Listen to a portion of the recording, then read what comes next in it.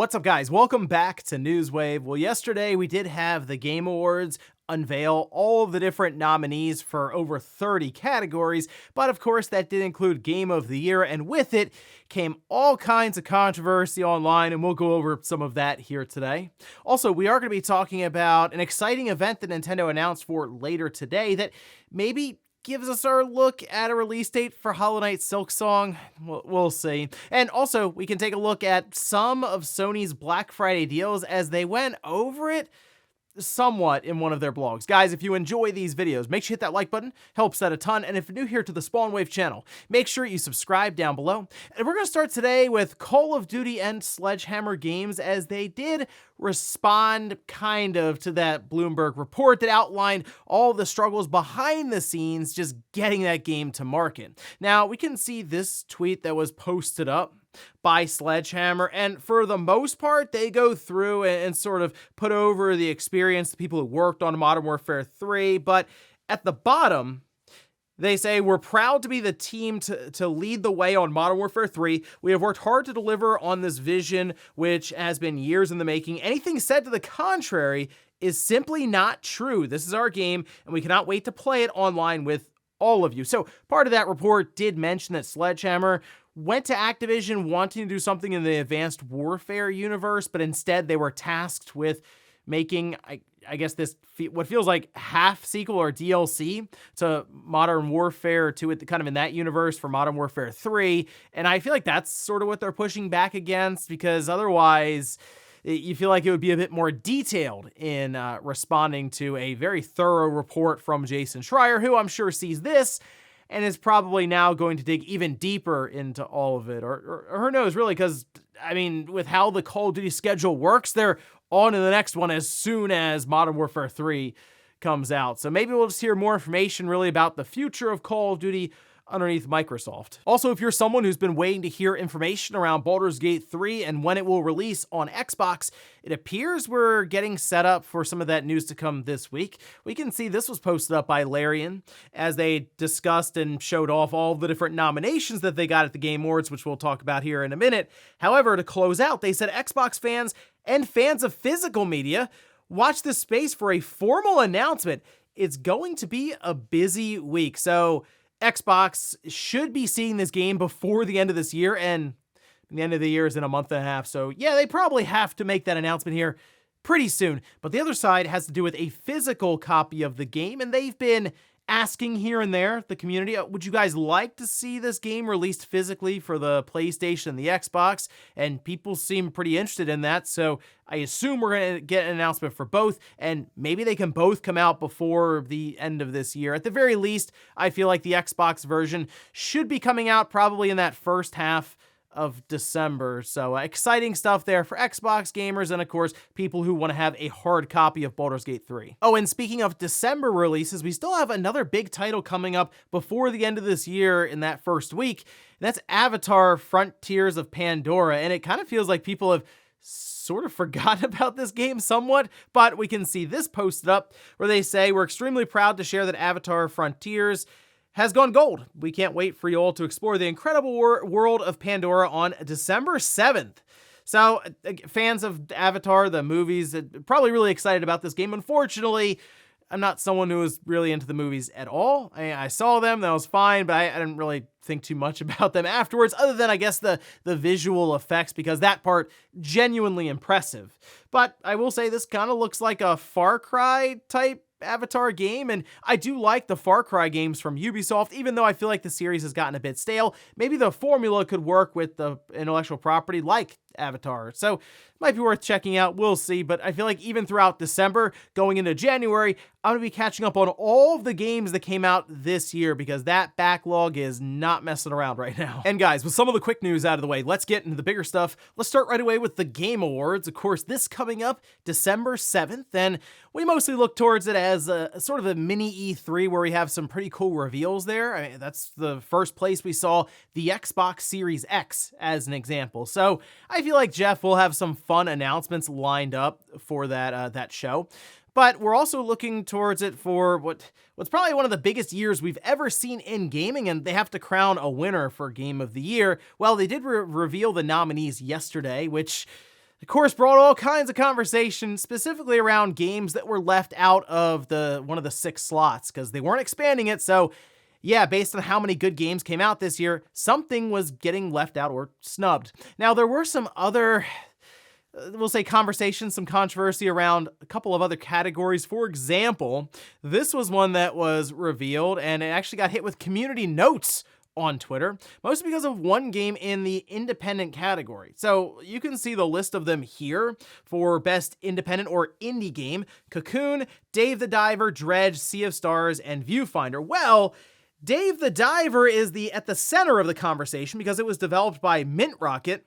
That's a subsidiary of Nexon, which is a corporation that has the valuation of $274.5 billion.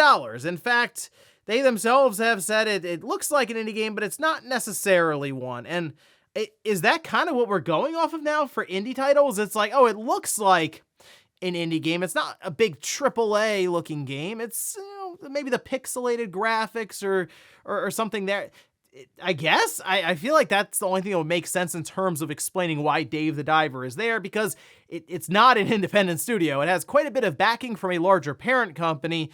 Dave the Diver, sure, good game. People seem pretty happy with it. I didn't play it or anything, but people seem pretty excited about that game, and being in the indie category just does seem to stick out a bit. However, I also noticed another category that's missing a certain game. That's RPG of the Year, which you can see the nominations here for it. We have Baldur's Gate 3, Final Fantasy 16, Lies of P, Sea of Stars, and Starfield. So the game that's missing, and I was a little surprised it was, Octopath Traveler 2 is nowhere to be found. I mean, at all. I don't think it was nominated in any of the 30 plus categories for the Game Awards, which is very strange because it would fit in perfectly, clearly, for RPG of the Year, but no, it's nowhere to be found. So odd stuff on that one. However, Game of the Year is where most of the attention was drawn to, and we can see the nominations here. We have Alan Wake 2, Baldur's Gate 3, Marvel's Spider-Man 2, Resident Evil 4, Super Mario Bros. Wonder, and The Legend of Zelda: Tears of the Kingdom. And the obvious big omission here is Starfield, and that's a lot of back and forth around this one on places like Twitter. It was brought up as there's like Xbox tax was trending at one point. People think that the Game Awards is completely against Microsoft, even though Hi-Fi Rush was actually nominated quite a few times in this show. But to me, there were many good games, and unfortunately, Starfield didn't quite live up, I feel like, to maybe the hype and the game of the generation stuff that was being thrown around, and there were a lot of shortcomings to the game, even though there were some really high highs in that title. And I mean, the big one for me is New Game Plus.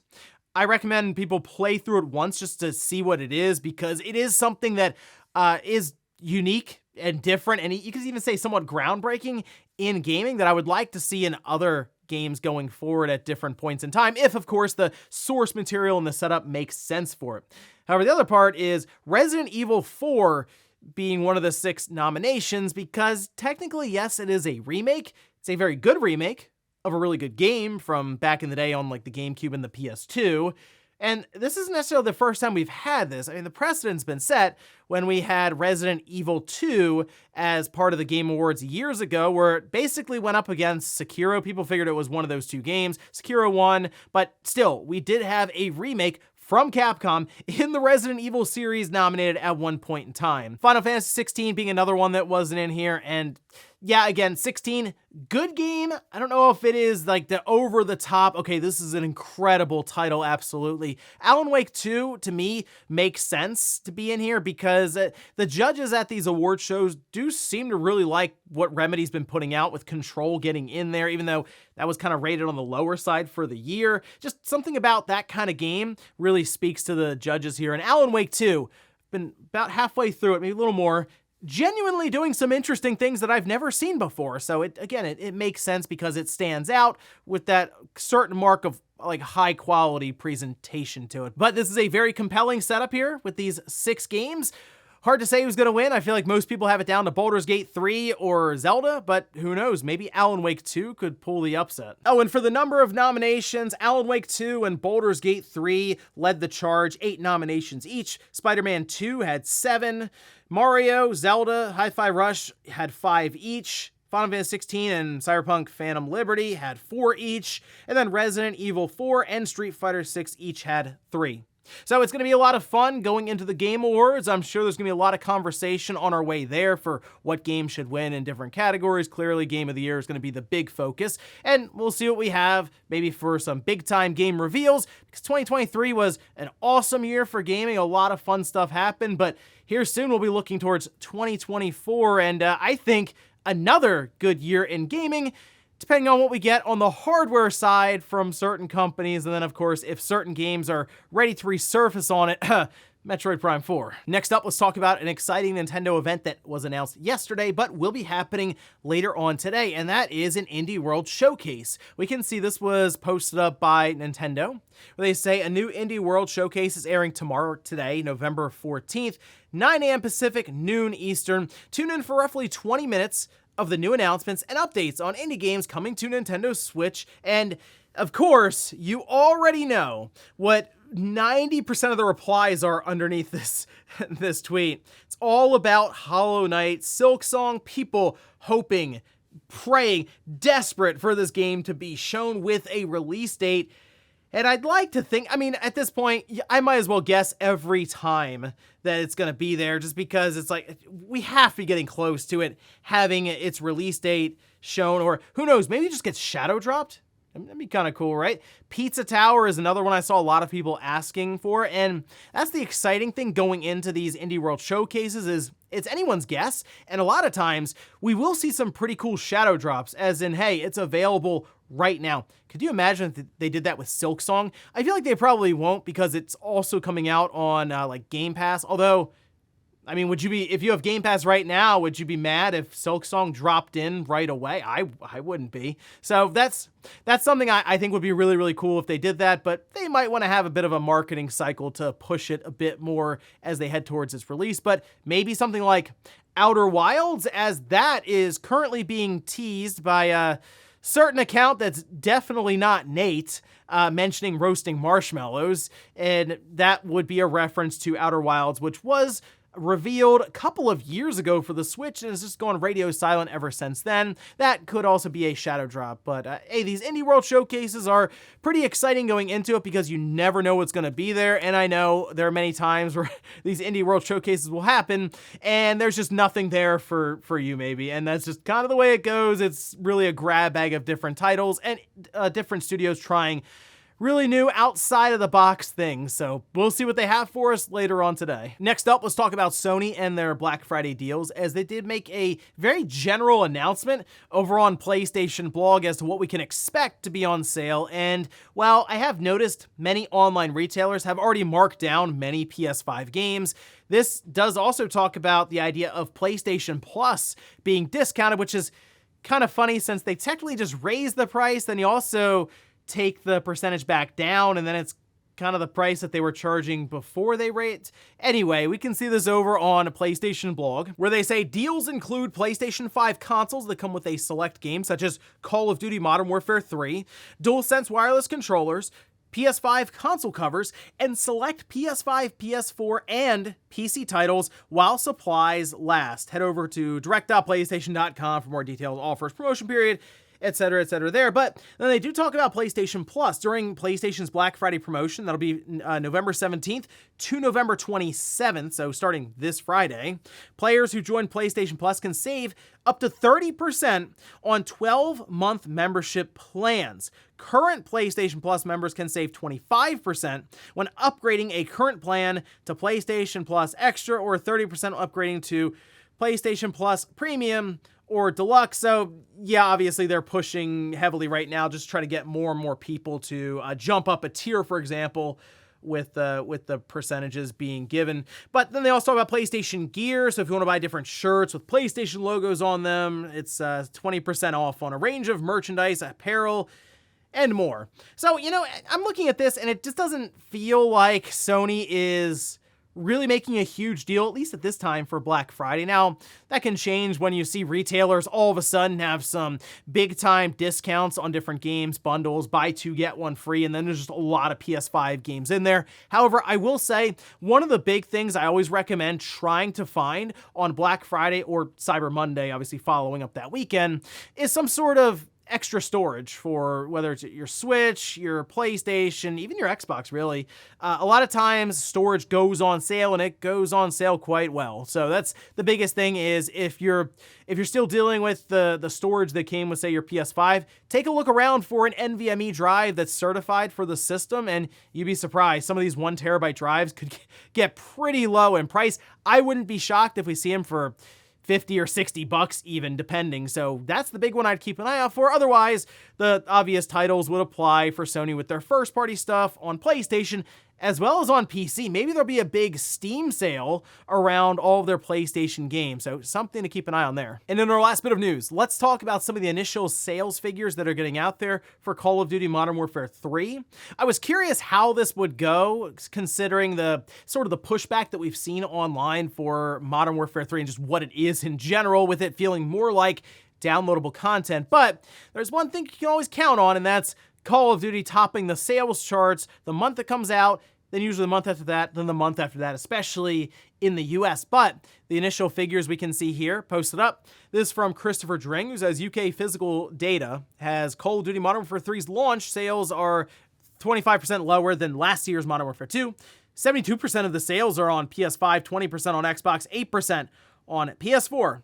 Obviously, digital data will change all this, because the Xbox, I would say, leans heavily into digital at this time, but it also shows why, really, Microsoft's not going to take it away from PlayStation, even if that deal wasn't signed, because they sell a lot of Call of Duty copies to PlayStation owners. It's still also being down 25% or so from last year. Again, we are moving more and more towards the digital side, so we'll have to see just in general where we are when those numbers come in, but I don't think it's going to sell more, actually, than Modern Warfare 2. Just, I think a lot of people are looking at this and they're thinking, okay, maybe we'll get a bit of a shakeup, something different outside of Modern Warfare. It is kind of that, I feel, fatigue setting in, but Warzone, I think, will do pretty well, especially if it's built around the maps from Call of Duty Modern Warfare 2, as these are technically remade multiplayer maps from back then on the Xbox 360. That could actually be a really interesting and fun version of Warzone. That, though, being free to play and separate from this Call of Duty. But it all gets piled into one launcher, and of course that works for them to sell copies of the game, especially over Christmas, and then also into the start of the new year when a bunch of people have their brand new PlayStation 5 or Xbox. So slower start for the game in the UK, but I'm more curious about how it does in markets like the US. And before we go to the comment of the day, we're taking a look at the poll that I posted up yesterday, where I ask, of these games, which was the biggest snub at the Game Awards for Game of the Year? Look at that, Final Fantasy 16 leading the way, and then Hogwarts Legacy. Hogwarts Legacy was not nominated at all at the Game Awards. Interesting. I don't know if people forgot about it or they just didn't want to touch that one. I don't know. Starfield, though, coming in third. Jedi Survivor, yeah. For me, that might be up there next to Final Fantasy 16, just because it is a really good game.